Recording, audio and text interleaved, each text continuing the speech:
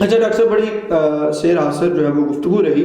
آخر میں یہ جتنی بھی گفتگو رہی اور بڑی ماشاءاللہ علمی نشست رہی، تو ہمارے ناظرین کو اس پوری گفتگو کا کوئی ایک میسج، ایک پیغام مختصر حضرت سخی شہباز قلندر رحمۃ اللہ تعالیٰ علیہ کی شخصیت کے بارے میں، کہ وہ چند جملے آپ ارشاد فرمائیں کہ وہ سن کر آپ کی شخصیت کو سمجھ لے کہ آپ حقیقت میں تھے کیا.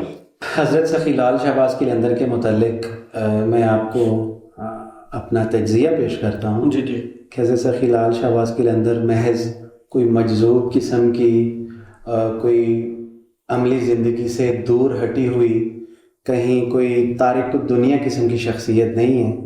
وہ انسان کو قدم قدم رہنمائی فراہم کرتی ہوئی ایک خوبصورت اور نفیس شخصیت ہے. وہ ایسے الہیات دان اور فیلسوف ہیں. اگر حضرت سخی لال شہباز قلندر کے اسوہ کو پڑھا جائے، آپ کی تحریک کو پڑھا جائے، آپ کے کلام کو پڑھا جائے، تو میں دعوے سے کہتا ہوں کہ آپ حضرت سخی لال شہباز قلندر کے عشق میں مبتلا ہو سکتے ہیں. سبحان اللہ، سبحان اللہ. اور یہی میرا پیغام ہے کہ حضرت سخی لال شہباز قلندر کو متس اور جو مسکنسیپشنز ہیں، غلط فہمیاں ہیں، ان سے بلند ہو کر حضرت سخی لال شہباز قلندر کی ذات کو پڑھیں، ان کے کلام کو پڑھیں. پھر آپ کو احساس ہوگا کہ حضرت سخی لال شہباز قلندر نے مختصر ترین عرصے میں کس قدر بڑے مار کے سر انجام دیے. ٹھیک ہے.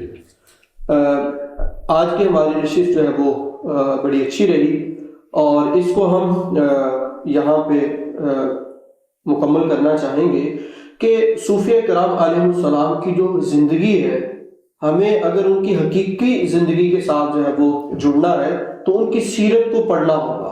اور سیرت کو پڑھنے کے لیے ان کی ذات کے اوپر، ان کی سیرت کے اوپر جو کتابیں لکھی جا چکی ہیں، مستند کتابیں لکھی جا چکی ہیں، اگر ہم وہ پڑھ لیں بجائے ہم ان کی حکایات سنیں، ان کی کرامات سنیں، تو ہمارے اندر ایک چھوٹا سا صوفی بن سکتا ہے جو ہمیں اپنے خالق کے ساتھ جوڑ سکتا ہے. اور جب ہم اپنے خالق کے ساتھ جڑیں گے تو اپنے معاشرے کے اندر ہم امن و امان کی جو ہے وہ فضا جو ہے وہ قائم رکھنے میں کامیاب ہوں گے.